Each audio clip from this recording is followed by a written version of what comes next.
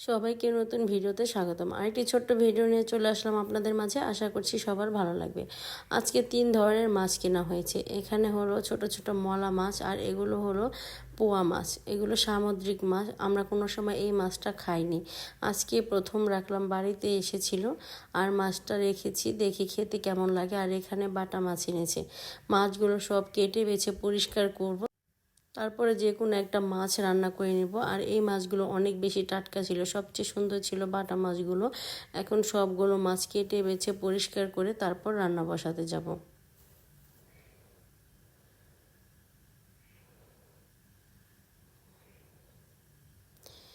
মাছগুলো রেখে আমি নাস্তা খেতে বসেছি। আমি আর আমার ছোট ছেলে দুজন মিলে নাস্তা করে মাছগুলো পরিষ্কার করব। সকাল সকালে মাছগুলো এনেছে, নাস্তাটা খেয়ে নিই, তারপর মাছগুলো কেটে নিতে অনেকটাই সময় লেগে যাবে, এজন্য নাস্তা খেয়ে তারপর বসে পড়েছিলাম। মাছ কেটে পরিষ্কার করে রেখে দিয়েছি ফ্রিজে। আর অল্প কিছু বাটা মাছ নিয়েছি টমেটো আর আলু দিয়ে ঝোল করে রান্না করার জন্য। গরমের সময় কিন্তু টমেটো আলুর এই ঝোলের তরকারি খেতে বেশ ভালোই লাগে। আর সাথে থাকবে ভেন্ডি তরকারি। গরমের দিনে কিন্তু এই তরকারিটা অনেক বেশি মজার আর খুব তাড়াতাড়ি রান্নাও হয়ে যায়। সব কিছু গোছগাছ করে নিয়েছি যা যা লাগে রান্না করার জন্য। আর ভাতও, চাল ধুয়ে ভাতও বসিয়ে দিয়েছি। এখন হলুদ লবণ মাখিয়ে নিচ্ছি মাছের মধ্যে, তারপর সুন্দর করে ভেজে আমি টমেটো আর আলুর ঝোল রান্না করব। আজকে বাসায় একেবারে লোক সংখ্যা কম, আমরা 4 জন। আমার শাশুড়ি মা কিন্তু রোজা রেখেছে, সেও এখন আর খাবে না। শুধু ইফতারি খাওয়ার পরে অনেক সময় ভাত খায়, আবার অনেক সময় খায় না। সেহরিতেও সে শুধু দুধ দিয়ে ভাত খায়, আর মাছও খাওয়া হয় না। সেজন্য একটু কম কম করে রান্না করি। গরমের সময় কিন্তু তরকারি থাকলে নষ্ট হয়ে যায়, একটু কম কম রান্না করলে কিন্তু বেশ ভালো হয়, খাওয়া হয়ে যায়। এখন মাছগুলো সুন্দর করে উল্টিয়ে পাল্টিয়ে ভেজে তারপর টমেটো আলু দিয়ে ঝোল রান্না করব। আর এই পাশের চুলায় আমি ভাজি বসিয়ে দিলাম। মাছ ভাজা আর ভাজিতে বসিয়ে দিয়েছি। আর মাছ ভাজা হয়ে গেলে পাশের চুলায় ভাত বসিয়ে দেবো। ভাতটা আমি নামিয়ে নিয়েছিলাম, না হলে কিন্তু এক পাশের চুলা ভাত বসিয়ে সব রান্না করতে গেলে ভাত হয়ে যাবে, আর এক পাশের চুলা রান্না করতে হবে, আর অনেক বেশি তাপ আসে। সেজন্য আমি এক পাশে মাছ ভাজা বসিয়েছি আর এক পাশে ভাজি বসিয়ে দিলাম। ভাজি হয়ে হয়ে যেতে বেশি সময় লাগবে না, ভেন্ডি কিন্তু অনেক তাড়াতাড়ি সেদ্ধ হয়ে যায়। এই তো আমার ভাজি হয়ে গিয়েছে, আর ভাজিটা একটু সবুজ সবুজ করে আজকে রান্না করব। ভাজিটা নামিয়ে তারপর আমি পাশের চুলায় তরকারি বসিয়ে দেব। মাছ ভাজা হয়ে গিয়েছে আর ভাতও বসিয়ে দিয়েছি পাশের চুলায়। এখানে হলুদ, লবণ, মরিচ, ধনিয়ার গুঁড়া, তারপর আদা রসুনের পেস্ট সব কিছু দিয়ে দিলাম। দিয়ে তারপর ভালো করে মশলাটা কষিয়ে নেব। এই তো মশলা কষানো হয়ে গিয়েছে, এখানে দিয়ে দিলাম কিছু আলুগুলো একটু পানি দিয়ে ভালো করে কষিয়ে নেব। টমেটো কিন্তু অনেক নরম, তাড়াতাড়ি গলে যায়, কিন্তু আলুটা সিদ্ধ হতে সময় লাগে, সেজন্য একটু পানি দিয়ে ভালো করে কষিয়ে নেব। তারপর টমেটোগুলো দিয়ে হালকা একটু নেড়েচেড়ে কষিয়ে ঝোলের পানি দিয়ে দেব। আলুগুলো অনেকক্ষণ সময় লাগিয়ে আমি কষিয়ে নিয়েছি। এখন টমেটোগুলো দিয়ে এখন ভালো করে নেড়েচেড়ে কষিয়ে নিয়ে ঝোলের পানি দিয়ে দেব। আমার এই ছোট ছোট ভিডিওগুলো যদি আপনাদের কাছে ভালো লাগে, অবশ্যই আমার পাশে থাকবেন। যারা ফেসবুক পেজ থেকে দেখছেন তারা আমার পেজটা ফলো করে দিবেন, আর যারা ইউটিউব থেকে দেখছেন অবশ্যই আমার চ্যানেলটা সাবস্ক্রাইব করে দিবেন। আর সাবস্ক্রাইব করে হয়ে গেলে পাশে থাকা ছোট্ট বেল আইকনটি প্রেস করে দেবেন, তাহলে আমি নতুন নতুন ভিডিও ছাড়ার সাথে সাথে আপনাদের কাছে নোটিফিকেশন চলে যাবে, আপনারা আমার ভিডিওটি দেখে নিতে পারবেন। ঝোলের পানি দিয়ে দিলাম, এখন ঢাকনা দিয়ে ঢেকে রাখবো। যখন ঝোলটা বরফ চলে আসবে তখন এখানে আমি মাছগুলো দিয়ে দেবো।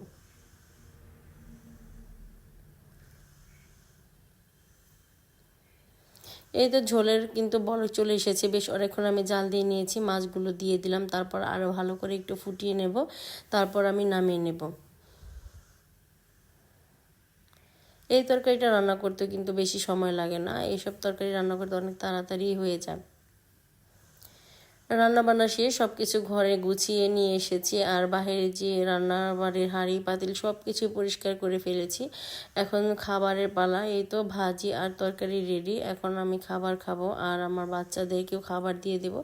আপনাদের ভাইকেও খাবার দিয়ে দেবো, কারণ আমার শাশুড়ি মা তো রোজ, আমরা তো সবাই একসাথে খাওয়া দাওয়া করি, তাই আজকে একসাথে আমরা 4 জন খাবো। খাওয়া দাওয়া করে তারপর আমরা অন্যান্য কাজ করব বা রেস্ট নেব। এই তো খাবার বেড়ে দিলাম, এরপর ভাজি আর তরকারিও দিয়ে দেব। এখানে আপনাদের ভাইকেও বেড়ে দেব, আমিও খেয়ে নিচ্ছি, পাশাপাশি আমার ছেলেরাও খেয়ে নিচ্ছে। খাবার বেড়ে নিলাম, এখন খাবারটা খেয়ে নেব। দুপুরের খাবার খাওয়া দাওয়া করে তারপর উপরে চলে যাব।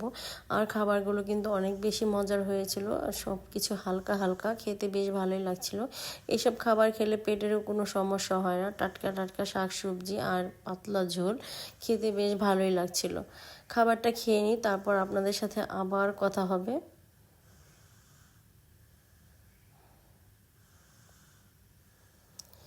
বিকেলবেলা কিন্তু খাবার খেয়ে আমরা রেস্ট নিয়েছিলাম, আর এখন সময় বাজে 4টা। হঠাৎ করে আমার ননদকে আনতে যাব, আর আমার শাশুড়ি মা তো রোজা রেখেছে, সে আর যেতে পারবে না। আমি আর আমার 2 ছেলে 3জনে মিলে এখন আমার ননদকে আনতে যাচ্ছি।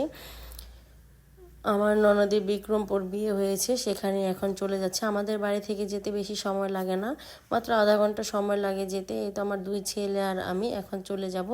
আর সামনে যে বাজার আছে সেই বাজার থেকে কিছু কিনেও নিয়ে যাব ওদের জন্য। বাজার থেকে আমি দই আর মিষ্টি নিয়ে নিলাম। এখানকার দই আর মিষ্টি কিন্তু অনেক বেশি মজার হয়, সেখান থেকে আমি একটু ভালো দই আর মিষ্টি কিনে নিয়ে গেলাম। আর ওদের গ্রামটা এত বেশি সুন্দর, অনেক বেশি সবুজ। ওদের এলাকায় এখানে শুধু ধান লাগায়। আর আমার ননদের শ্বশুরবাড়ির পাশের যে চক আছে সেই চকে শুধু আলু আর আলু, যেদিক তাকাবেন সেদিকে আলু। এখন কিন্তু সব আলু তুলে ফেলেছে, তাই সব চক একবারে খালি হয়ে আছে। আর এই পাশের চকে প্রচুর ধান লাগিয়েছে, এত বেশি সুন্দর সবুজ ছিল, দেখতে খুব ভালো লাগছিল। এই তো আমরা চলে এসেছি ননদের শ্বশুর বাড়ির সামনে, এখন আমরা চলে যাব ওদের বাসায়। ওদের বাড়ি একটু গ্রাম সাইডে, কিন্তু রাস্তাঘাট খুবই সুন্দর, যেতে বেশি সময় লাগে না। আগে রাস্তা ভালো ছিল না, এখন অনেক সুন্দর করে ফেলেছে রাস্তা, যেতে অনেকটাই তাড়াতাড়ি হয়ে যায়।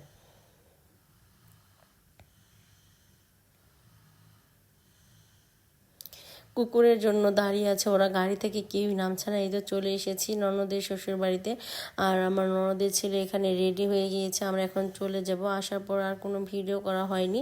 চলে যাওয়ার সময় আমার ননদের হাজবেন্ড বলছে, ভাবি আমাদের ছাদে অনেক পাখি আছে, আর পাখিতে কিন্তু ছোট ছোট অনেক বাচ্চা দিয়েছে, সেই জন্য আমি দেখতে এলাম ওদের পাখিগুলো মাশাআল্লাহ অনেক বেশি সুন্দর ছিল, আর ছোট ছোট অনেক নতুন নতুন বাচ্চা হয়েছে, সেগুলো দেখার জন্য আসলাম। সেগুলো দেখার পর আবার আমার ননদের হাজবেন্ড বলছে ছাদের মধ্যে নাকি ওরা নতুন অনেক গাছ লাগিয়েছে, সেগুলো আমাকে দেখানোর জন্য নিয়ে যাবে।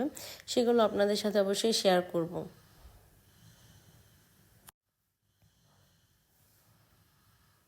পাখিগুলো কিন্তু অনেক সুন্দর ছিল, ছোট ছোট বাচ্চা, এইগুলো হলো বাচ্চা। এই তো ওদের ছাদে অনেক ধরনের গাছ লাগিয়েছে, মাশাআল্লাহ অনেক সুন্দর ফল এসেছে। ছোট একটা আম গাছে অনেকগুলো আম হয়েছে। আর এই পাশে কিন্তু পেয়ারা গাছ আছে, তারপর কমলা গাছ আছে, খুবই সুন্দর সুন্দর গাছ লাগিয়েছে, আর ফলও আছে ছোট ছোট, দেখতে বেশ ভালোই লাগছিল। এটা হলো জলপাই গাছ, জলপাই গাছে সুন্দর ফুল এসেছে। আর এখানে পেয়ারা গাছেও কিন্তু অনেক সুন্দর ফুল এসেছে। বড়ই গাছ লাগিয়েছে, বড়ই গাছেও ফুল এসেছে।